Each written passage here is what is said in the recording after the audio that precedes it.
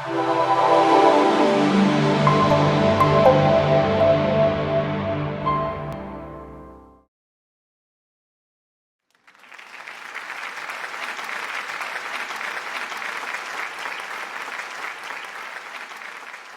been supporting organizations through their sustainability journey for the last 15 years.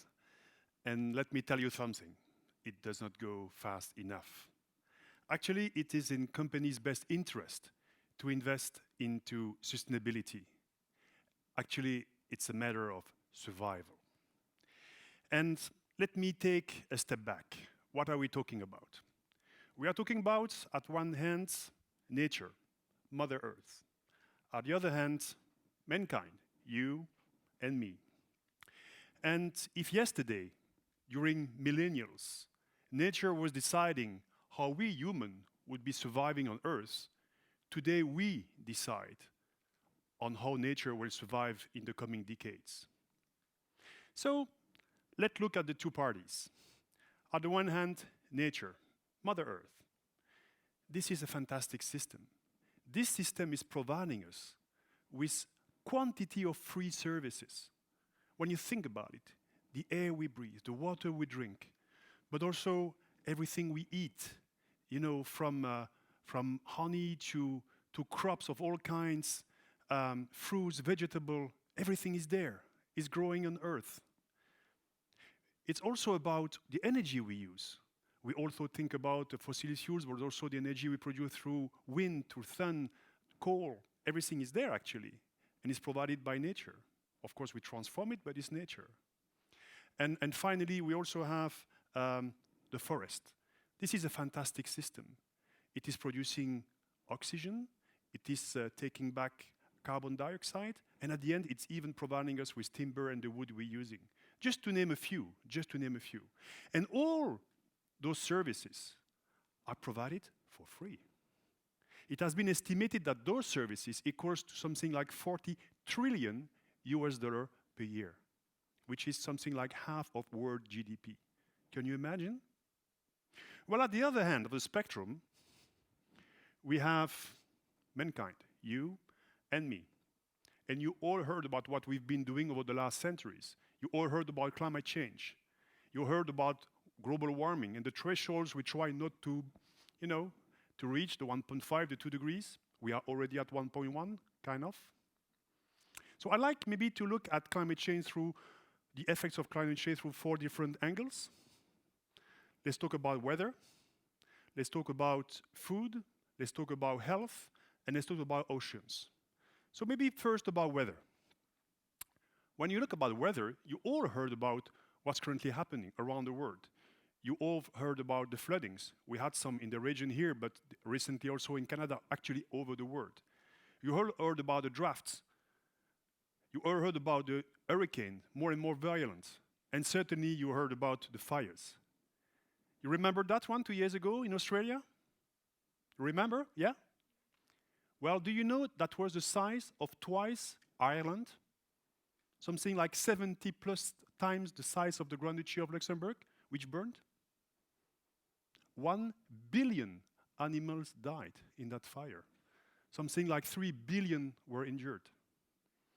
So this is just a little impact of weather. Well, food. Food is also a big one. As we speak, because also of all those natural hazards, we have the crop yield going down slowly year afterwards. And at the same time, we've got the world population going up. We all understand that should not cross that way. There should be something else. But also, under the ocean, the stock of fish is going down because we are kind of overfishing 30% of the fish species. So also there is an issue. Pollution. Well, we'd be talented enough to replace the fog by the smog. And as a consequence today, we all hear about those statistics about millions of people dying from, diseases coming from pollution. There are even cities where the sun does not appear during months. And as a final point, let's talk about the oceans. Well, oceans is a very interesting system because it's absorbing between 1/3 and half of the carbon dioxide we are producing. But it has consequences.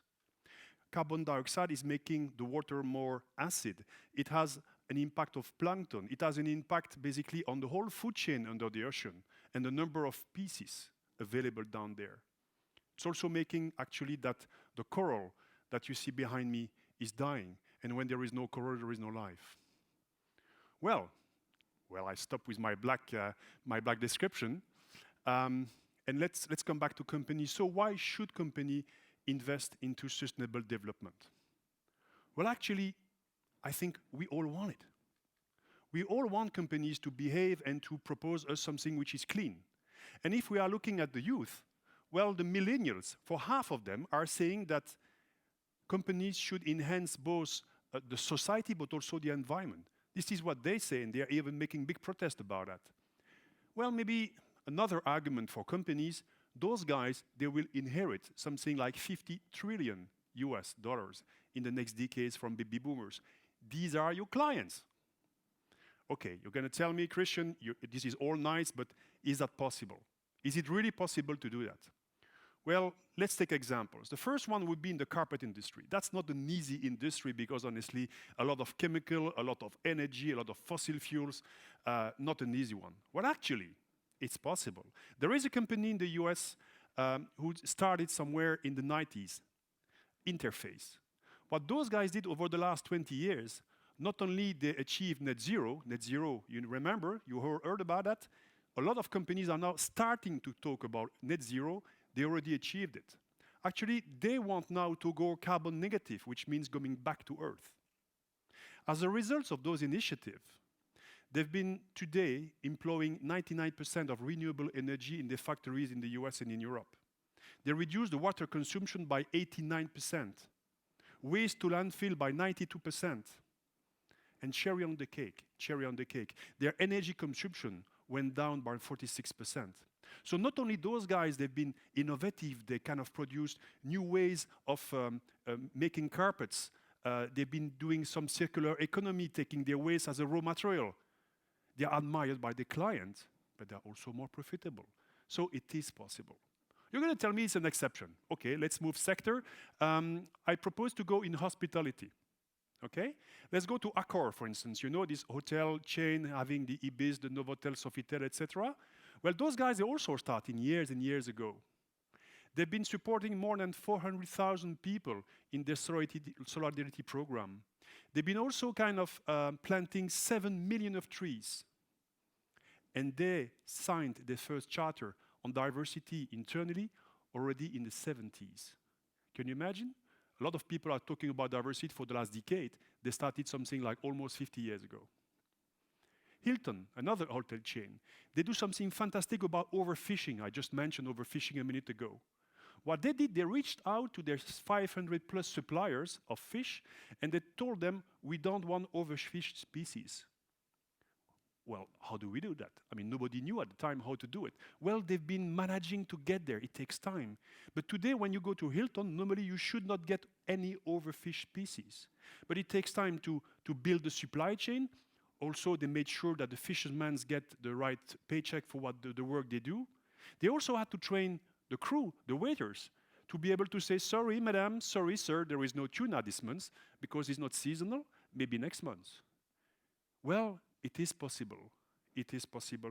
Let's take another one, maybe a last big one, you know, a giant in the food industry. Unilever. Well, again, Unilever started something like 15, 20 years ago. And what they did actually, they reduced their carbon dioxide emission in their factories by 75%. Waste by 96%. These are big figures. They've been supporting more than 1 million farmers to enhance their agricultural practices. They've been supporting more than 1 billion people to improve their hygiene. They reduced the accident on the floor shop in their factories by more than 70%. Well, so I hope you understood it. There are enough examples to show this is possible. Now, you might be a little bit cynical and you might look at me saying, Christian, the world is governed by finance, so nothing will happen until finance is moving. Well, there is also some good news there. You might have heard about the COP26. 43 banks gathered and decided to rechannel, to rewire over $6 trillion towards a net zero economy. Well, this is quite some money. You might tell me, well, there are also actors like the insurers. Well, the insurers, these days, they have a hard time. You know, with all the disasters, the natural disaster we're living, they've been spending something like 40 billion US dollars only in the first 6 months of this year to reimburse. And their business is risk management. And if the risk is getting too high, there is no business anymore. They are sitting on 24 trillion US dollars of reserve. It is in their best interest to redirect those investments to sustainable development. It's a matter of survival. Okay, so we've seen that we want it. We've seen that there are numerous examples where it's possible. And we've seen the finances there. Any other reasons to do it? Yeah, there are many other reasons to do it. Like, for example, competition. It takes time to get there. You heard those guys, they started 15 years, 20 years, 30 years ago. It takes time to build networks, to develop, to invest in research and development, to develop new products, to innovate, to train people. Training people is, of course, something very important, to change the mentality inside the company. But the one doing so have a very clear competitive advantage. Another reason to do it are people. You and me, you as consumer, because clearly we want it, but also we as employees. Because clearly today there is a very tight competition for talent, and it's much more easy to attract and retain talent when you have a very clear sustainability agenda. Regulation is coming.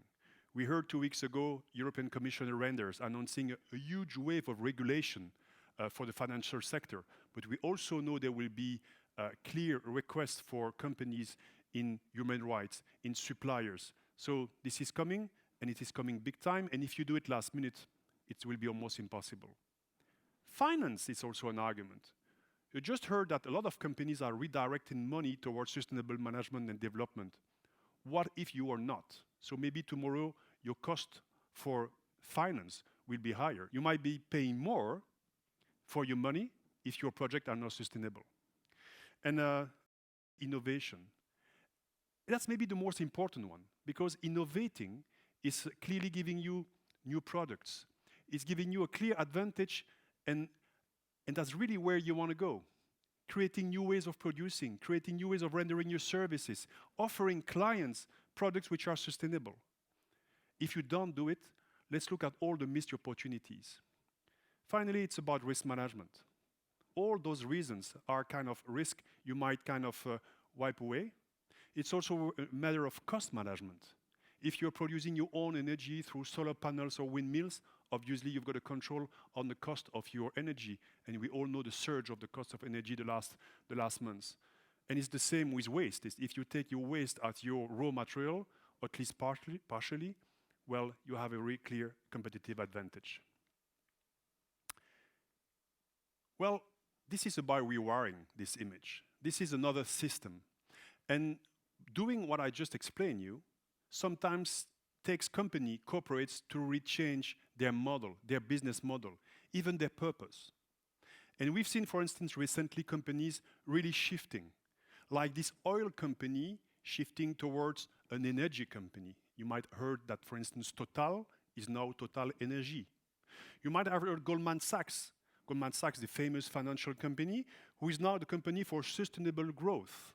And those guys have been announcing that they would redirect their investment to sustainable development, to net zero economy, up to $750 billion by 2030. So, you see, it's kind of an effort that takes long, but that's possible, and a lot of players are currently doing it. Maybe a last remark before closing about the way companies are governed. And you see sometimes strategy department and sustainability department. And they work side by side. For me, I think it's not logical.